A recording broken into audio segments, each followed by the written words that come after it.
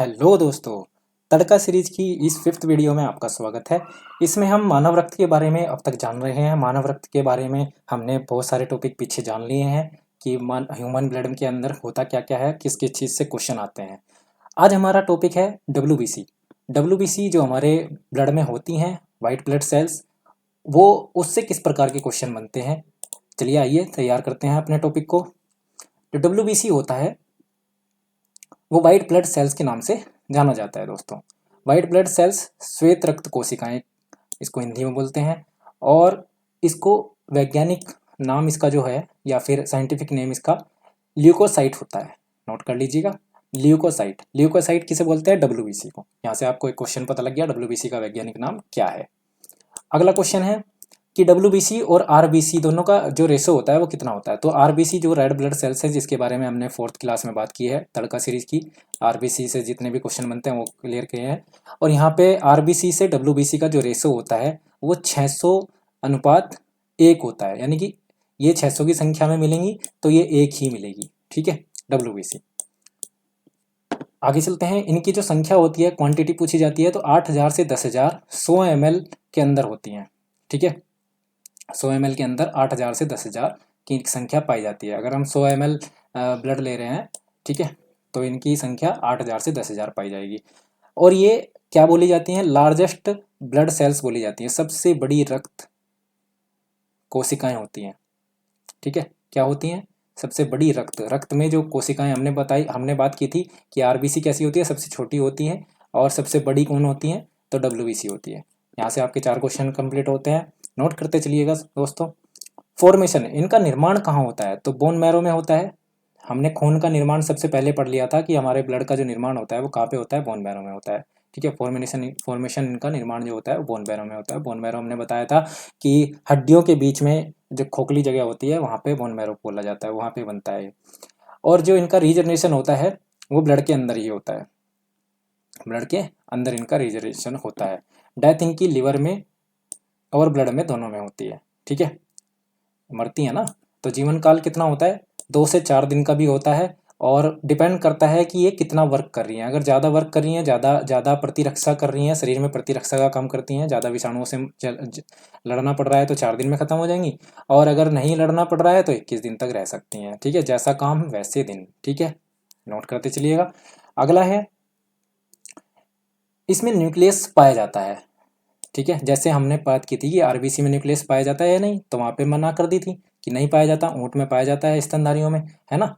और लामा करके जंतु है, उसमें पाया जाता है। ठीक है, तो यहाँ पे केंद्रक पाया जाता है। आपसे पूछें कि इनमें से किसमें केंद्रक पाया जाता है रक्त कोशिकाओं में, तो डब्ल्यूबीसी में केंद्रक पाया जाता है। अगला क्वेश्चन है इनकी शेप। तो इनकी शेप का कोई आकार नहीं होता। जैसे वहाँ पे आपको जो शेप बताई गई थी कि आधे चांद के जैसा शेप होता है, सिकिल सिकिल के नाम से बताया था। आपने वीडियो देखी हो तो। ठीक है, नहीं देखी है तो आप जाके वहाँ पे आरबीसी के बारे में देख लीजिएगा। यहाँ पे शेप इसमें नोट फिक्स होती है, कैसी भी शेप हो सकती है। ठीक है, निश्चित आकार उनका नहीं होता। पूछा जाता है कि डब्ल्यूबीसी का आकार कैसा होता है, कोई निश्चित आकार नहीं होता। अमीबा के जैसा। अमीबा आपने पढ़ा होगा कि अमीबा अपने शरीर का आकार बदलता रहता है, तो उसके जैसा होता है दोस्तों।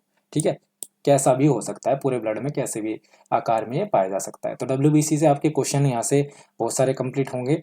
आगे चलते हैं, डब्ल्यूबीसी को ही लेके इनके कार्य के बारे में जान लेते हैं दोस्तों कि कार्य क्या होता है। तो रोगों से लड़ने की प्रतिरोधक क्षमता प्रदान करते हैं। ठीक है, इट प्रोवाइड्स इम्यूनिटी सिस्टम को ये बूस्ट करते हैं। ठीक है, रोगों से लड़ने की प्रतिरोधक क्षमता पैदा करते हैं। डब्ल्यूबीसी जो होता है उनके जो अदर नाम रखे गए हैं। अब जाहिर सी बात है भाई, ये लड़ने का काम कर रहे हैं तो इनके बहुत सारे नाम रखे जा सकते हैं। जैसे इम्यून सेल्स के नाम से रख दिया, फिर सोल्डर सेल भाई, ये हमारे सोल्डर जिसको सैनिक बोलते हैं उनको। ठीक है, और बॉडी गार्ड के नाम से इसको बोल दिया, फाइटर के नाम से इसको बोल दिया। ठीक है, डिफेंस के नाम से इसको बोल दिया, डिफेंस सेल्स। तो ये सब नाम के नाम से इनको जाना जा सकता है, क्योंकि ये सब फाइट करने का काम कर रहे हैं। ठीक है, तो यहाँ से किसी भी नाम से आपको अदर नाम में पूछ लेगा कि इसका क्या नाम अदर रखा जा सकता है, तो आपको यहाँ पे बताना होगा। और एक ही कार्य होता है कि रोगों से लड़ने की क्षमता प्रदान करता है शरीर में। आगे चलते हैं। इनके जो टाइप्स हैं यहाँ से मोस्ट इंपॉर्टेंट हो जाता है, ये जो स्लाइड है ये थोड़ा याद कर लेना, इसे नोट कर लेना, ठीक है, क्योंकि यहाँ से WBC जो होते हैं वो कई प्रकार के होते हैं। तो WBC में 2 प्रकार हैं और 2 प्रकार के अंदर फिर कई सारे प्रकार आ जाते हैं। WBC में 2 प्रकार हैं,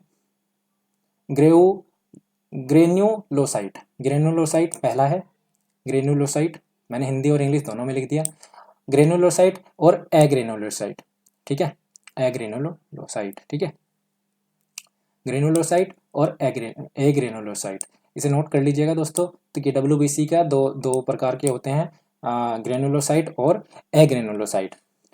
जो ग्रेनुलोसाइट होता है उनके जो सरफेस होते हैं उन पर क्या पाया जाता है, कण पाए जाते हैं, छोटे छोटे कणिका में होते हैं, वो कण से पाए जाते हैं। और उन जो एग्रेनुलोसाइट होते हैं उनके सरफेस पर कोई कण नहीं पाए जाते, ठीक है।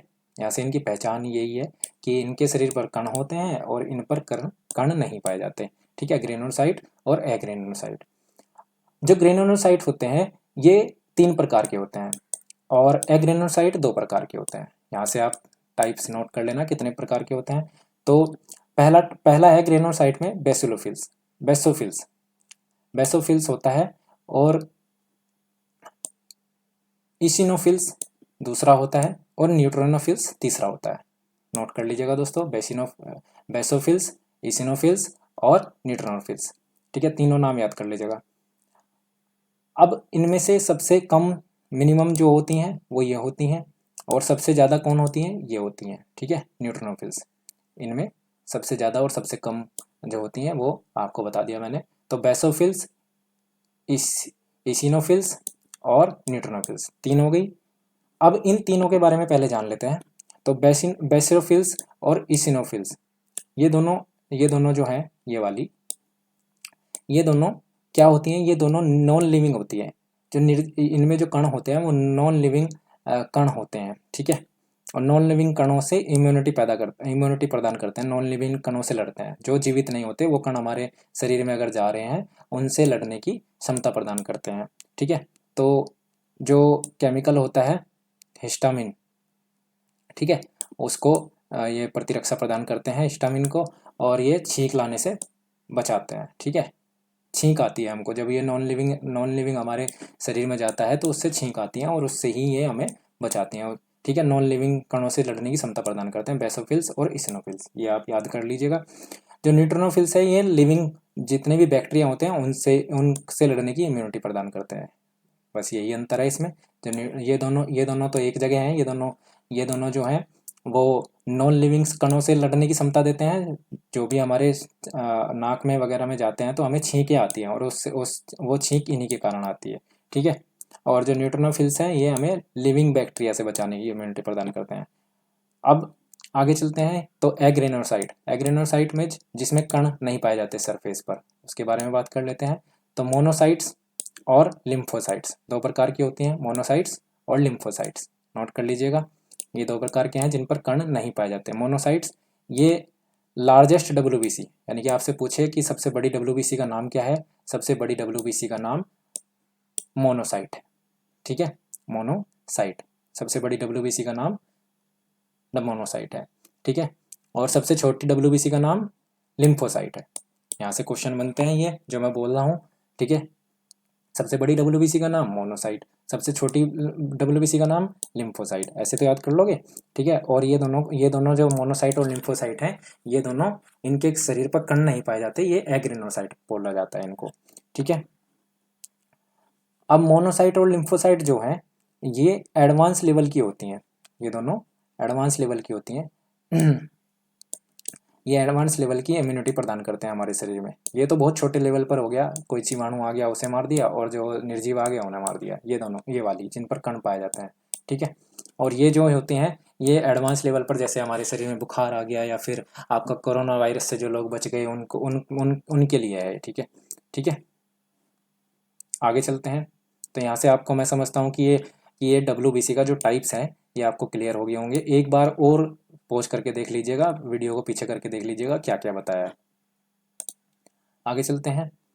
अब जो बेसोफिल्स है और इसिनोफिल्स है, ये फर्स्ट लेवल इम्यूनिटी हमने बता दिया कि ये भाई सबसे कम लेवल पर इम्यूनिटी प्रदान करते हैं, जैसे कोई भी नॉन लिविंग और लिविंग वाला आता है। दूसरा है हिपेरिन। हिपेरिन जो होता है रक्त का थक्का नहीं जमने देता, ठीक है, रक्त का थक्का नहीं जमने देते। अगर ये दोनों ना हो तो हिपेरिन रक्त का थक्का रक्त में, सॉरी मैं जो बता रहा हूँ वो एक बार और गौर से सुनिए। ये दोनों क्या करते हैं, ये दोनों जो डब्ल्यूबीसी होती हैं, बेसोफिल्स और इसिनोफिल्स, ये दोनों जो हमारे शरीर में खून में हिपेरिन होता है उसको, खून को जमने नहीं देता, ठीक है। अगर ये दोनों ना हो तो एक हमारा खून जम जाएगा, ठीक है, और इसे लीवर भी बनाता है, ठीक है, हिपेरिन को लीवर बनाता है। आगे चलते हैं, इन्फ्लेमेटरी रेस्पॉन्स। यहाँ पे अगर आप बात करें कि किसी को आपने चांटा मारा या किसी ने आपको चांटा मारा, ठीक है, तो फर्स्ट लेवल की हमने इम्यूनिटी बताई, हमने इसको दोनों को नाम क्या दिया, बेसोफिल्स और इसिनोफिल्स को फर्स्ट लेवल की इम्यूनिटी बताई है, ठीक है। तो फर्स्ट लेवल की इम्यूनिटी क्या करती है, जब भी आपने किसी को चांटा मारा या आपने किसी को चांटा मारा तो आपको पेन होगा, और पेन होगा तो गाल लाल हो जाएगा वहाँ से, ठीक है, वहाँ की सेल्स थोड़ी सी मर जाती हैं, और उन सेल्स का रिकवर जो करते हैं, सूजन आ जाती है, गर्म हो जाता है गाल और दर्द भी होता है, तो उसको सेल्स को रिकवर, जो मर जाती हैं उनको सेल्स को रिकवर जो करते हैं वो बेसिनोफिल्स और इसिनोफिल्स ही करती हैं, ठीक है। ये फर्स्ट लेवल की इम्यूनिटी प्रदान करती हैं। जो न्यूट्रोनोफिल्स है ये सेकंड लेवल की इम्यूनिटी प्रदान करती है, ठीक है, जो कि लिविंग वाले से इम्यून सिस्टम को मजबूत करते हैं, लिविंग बैक्टीरिया से हमारी रक्षा करते हैं। तो लिविंग्स वाले में इन्फेक्शन, संक्रमण बैक्टीरिया से फैलते हैं, जो प्रोटोजोआ से फैलते हैं या कवक से फैलते हैं, उससे हमारी रक्षा करते हैं न्यूट्रोनोफिल्स, ठीक है, नोट कर लीजिएगा। न्यूट्रोनोफिल्स जो लिविंग बैक्टीरिया होते हैं उनसे हमारी रक्षा करते हैं, और बेसिनोफिल्स और इसिनोफिल्स जो हैं वो नॉन लिविंग बैक्टीरिया वगैरह या फिर नॉन लिविंग जो भी हमारी माइक्रो प्लास्टिक वगैरह नाक में चले जाते हैं उनसे हमारी रक्षा करते हैं, ठीक है। आगे चलते हैं,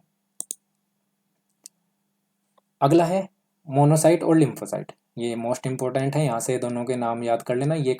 ये छोटे आकार में होती हैं, ये बड़े आकार की होती हैं, ठीक है। तो सबसे छोटे आकार की मोनोसाइट, और लिम्फोसाइट सबसे बड़े आकार की, ये सबसे छोटे आकार की। अब इसमें क्या होता है, एडवांस लेवल की इम्यूनिटी प्रदान करते हैं, हमने पढ़ लिया कि भाई मोनोसाइट और लिम्फोसाइट एडवांस लेवल की हमें इम्यूनिटी प्रदान करते हैं, और फ्यूचर में होने वाले बीमारी से हमें बचाते हैं। जैसे वैक्सीन आप लगाते हैं ना, बच्चों को वैक्सीन लगा देते हैं, या फिर आपने टीका लगवाया होगा कोविड वगैरह का, तो उसके लिए भी आप इसको यूज कर सकते हैं। जैसे मरा हुआ वायरस आपके शरीर में जाता है तो वो दोबारा से जिंदा हो जाता है, ठीक है, शरीर में लिविंग वाले में जाता है तो वो जिंदा हो जाता है। वायरस जैसे कोरोना वायरस भी है तो वो बॉडी से बाहर है, तो वो मरा हुआ रहता है, बॉडी में आते ही वो जिंदा हो जाता है, तो उससे आपको एंटीबॉडी प्रदान करता है, प्रतिरक्षा प्रदान करता है, ठीक है। फर्स्ट वैक्सीन जो बनाई थी वो एडवर्ड जेनर ने बनाई थी, ये नोट कर लेना, और ये बनाई थी स्मॉल पॉक्स के लिए, फर्स्ट वैक्सीन, ठीक है। इसे काओ पॉक्स भी बोलते हैं, स्मॉल पॉक्स को काओ पॉक्स भी बोलते हैं। आगे चलते हैं, जो लिम्फोसाइट होते हैं, लिम्फोसाइट जो होते हैं, हमने यहाँ पे मोनोसाइट और लिम्फोसाइट पढ़ा है ना, तो लिम्फोसाइट जो होते हैं इससे भी कुछ क्वेश्चन बनते हैं, क्योंकि ये सबसे बड़ी होती है डब्ल्यूबीसी में। तो बी लिम्फोसाइट और टी लिम्फोसाइट दो प्रकार की होती हैं, ठीक है। तो लिम्फोसाइट कितने प्रकार की होती हैं, दो प्रकार की होती हैं, बी लिम्फोसाइट और टी लिम्फोसाइट, यहाँ से नोट कर लेना, क्वेश्चन पूछे जाते हैं, ठीक है। तो इनका निर्माण बोन मैरो में होता है, निर्माण जो होता है इनका बोन मैरो में होता है, और कमी जो होती है वो HIV एड्स, जो टी लिम्फोसाइट होते हैं उनकी कमी से HIV एड्स होता है, परिपक्वता उनकी थाइमस ग्लैंड में होती है। तो WBC की जो कमी होती है उनसे उससे जो बीमारी होती है, ये क्वेश्चन पूछा जाता है, और WBC की अधिकता से, जो अगर ये ज़्यादा बन जाए शरीर में तब क्या होता है, तो WBC की कमी से ल्यूकोपेनिया नाम का बीमारी होती है, ठीक है। इम्यून सिस्टम कमी हो जाती है, इम्यून सिस्टम कम हो जाता है, ल्यूकोपेनिया बोलते हैं WBC की कमी से, ल्यूकोपेनिया, ठीक है। और WBC की अधिकता से, इंक्रीज होने से ल्यूकेमिया, ब्लड कैंसर